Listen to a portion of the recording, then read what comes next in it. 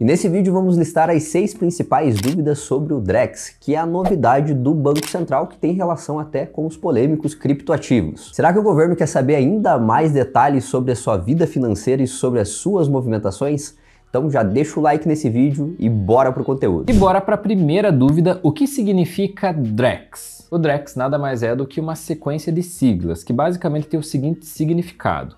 O D de digital, o R de real, o E de eletrônico e o X vem com a ideia de movimentação que o Banco Central está colocando, por exemplo, no Pix. Então o Drex também é uma forma de transferência, por isso eles colocam o X para dar a ideia de transferências, mas também tem relação com o mundo de criptomoedas, blockchain, e aí eles trouxeram essa ideia de X para trazer para esse mundo mais digital e moderno de transações eletrônicas. Convenhamos, é um nome bem peculiar, né? É algo particular, gostaram ou não, mas particularmente aqui nós achamos esse nome bem feio.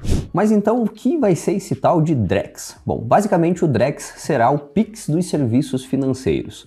Atualmente, para você mandar um Pix, ele é de forma instantânea, você utiliza um CPF, um CNPJ, um número de celular, uma chave aleatória que você cadastra no seu banco aí tradicional. E é um processo bem simples, você entra no aplicativo do seu banco, vai lá, escolhe o tipo de chave que você vai cadastrar na área de Pix, e aí cadastra seja uma chave aleatória, seja o seu CPF, seja o seu CNPJ, e você já pode começar a receber Pix. E com o Drex será exatamente igual. Dentro do aplicativo do seu banco vai ter uma aba chamada Drex, onde vai ter a validação dos serviços financeiros.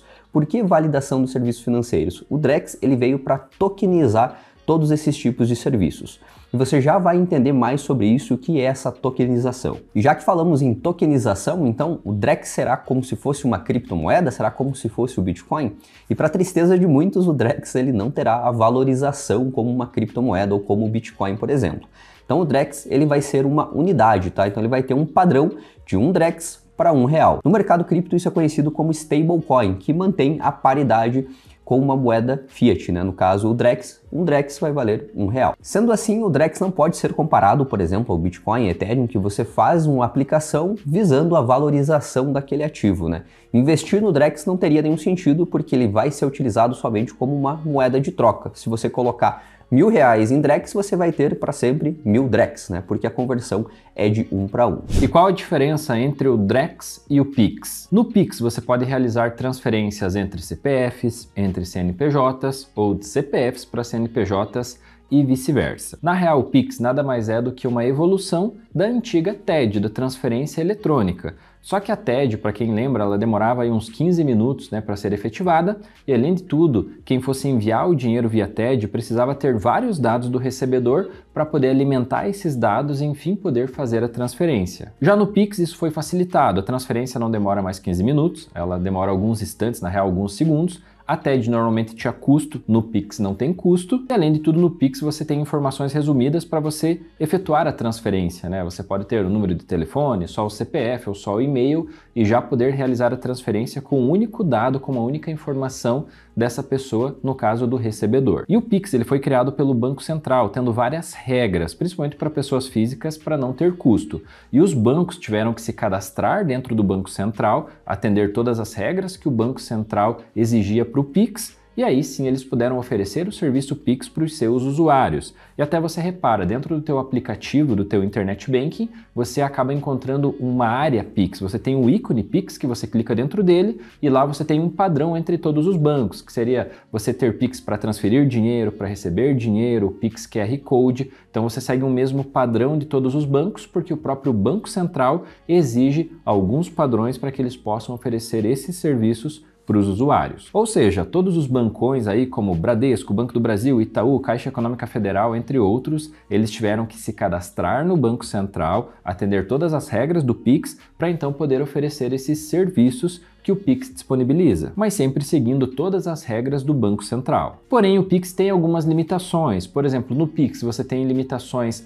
nos valores que você vai transferir, mesmo durante o dia. Quando passa de determinado horário, os valores são bem reduzidos, então você não consegue realizar grandes transferências, seja finais de semana ou em um período noturno. E essa é a grande diferença para o Drex. O Drex ele vai utilizar a blockchain como segurança para validação das transferências. Basicamente, o que nós vamos ter dentro do Drex é a possibilidade de movimentar valores muito maiores do que o Pix e principalmente depois que as duas partes cumprirem o acordado. Então, por exemplo, no Drex você pode colocar uma operação onde nós teremos um comprador e um vendedor, e o valor realmente só será transferido quando o comprador deixar o dinheiro sobre a custódia do Drex e ao mesmo tempo quando o vendedor atender aos requisitos. Assim, o próprio Drex vai fazer uma transferência automática, garantindo a segurança do comprador e do vendedor com valores muito superiores aos valores do Pix. Vamos dar um exemplo aqui para facilitar. Imagina que uma pessoa vai comprar um carro. Hoje, a compra de um carro ela acaba sendo na confiança. O comprador faz um Pix ou uma transferência para a compra do vendedor. Aí, quando o vendedor recebe o dinheiro, o carro ainda está no nome dele. Aí ele vai lá e transfere o carro para o nome do comprador. Mas veja que em algum momento aqui teve que existir a confiança. Se alguém fosse agir de má fé, no caso o comprador que fez a transferência, iria perder o dinheiro porque o vendedor não realizou a transferência do carro. Por mais que possa existir um contrato, aí você vai ter que entrar numa via judicial e vai acabar perdendo tempo. É exatamente aí que o Drex vai funcionar muito bem. Porque o Drex, você pode, por exemplo, no exemplo do carro, colocar essa operação do carro dentro do Drex, onde o vendedor vai colocar o dinheiro e o dinheiro vai estar lá à disposição, ou seja, o vendedor vai ver que o comprador colocou o dinheiro na operação, só que ele só terá acesso a esse dinheiro da transação quando o carro estiver no nome do comprador. Aí, ou seja, o vendedor vai lá, faz a transferência do carro, quando ele comprovar que o carro está no nome do vendedor, aí as duas partes cumpriram o acordo, né? O comprador colocou o dinheiro na operação e o vendedor transferiu o carro. As duas partes fizeram a sua ação. Se as duas partes fizeram, aí o Drex vai garantir essa transferência, assim tendo a segurança para o comprador, que deixou o dinheiro em garantia, mas se o vendedor não realizasse a operação, ele não teria transferido o dinheiro.